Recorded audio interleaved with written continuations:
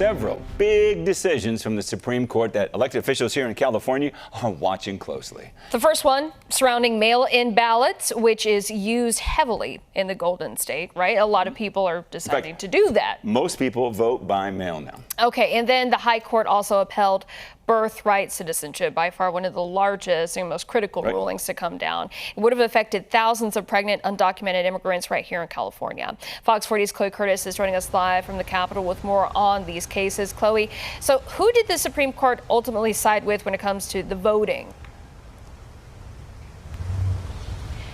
Well, when it comes to the issue of mail-in ballots and how long after Election Day they can be counted, the election officials across several states in the country feel that this is a win for them. In places like California, where a majority of voters tend to rely on mailing in those ballots, this is a big decision in regards to what it means for elections going forward, especially as we approach November. This allows for people to mail in their ballots and for them to be counted after Election Day as long as they are postmarked by Election Day itself. And Governor Gavin Newsom was quick to commend this situation by saying that this is supporting voter rights, plain and simple. At least a dozen states also have vote by mail ballots that can be counted as long as they're postmarked by Election Day. And in this decision, this was a close one, 5-4, with Justice Amy Coney Barrett and Chief Justice John Roberts joining the court's three liberal justices in the majority, while the court's four other conservative justices dissented. Secretary of State Dr. Shirley Weber also weighed in quickly after the decision came down, saying in part, quote, "By rejecting efforts to shorten the vote by mail return window, the court protected an important safeguard that helps ensure service members, overseas voters, Californians with disabilities, and rural communities are not silenced by mail delays beyond their control." She, along with state and national Democrats, called the decision a win.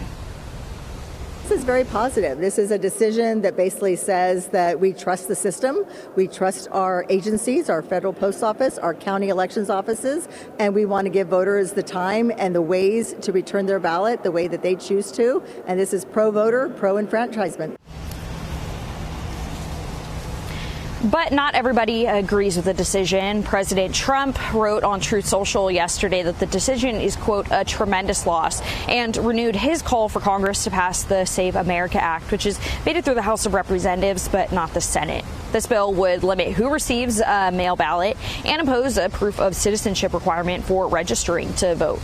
Other state lawmakers, including San Diego Republican Assembly member Carl DeMaio, also spoke out, saying the system undermines confidence in the election process. DeMaio says he's now focused on campaigning for his statewide ballot measure that would require voter ID.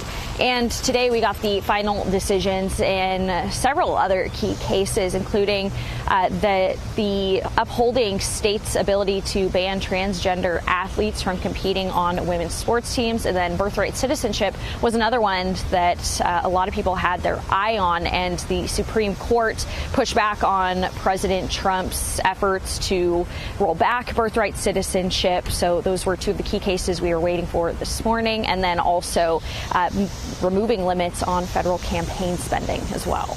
Reporting live in Sacramento this morning, covering local news that matters, Chloe Curtis, Fox 40 News. Legally speaking, it's been a roller coaster of a couple of days. Oh, and the reactions are still pouring in. President Trump still updating his Truth Social. So, yeah, we'll continue to follow this. Chloe, thank you.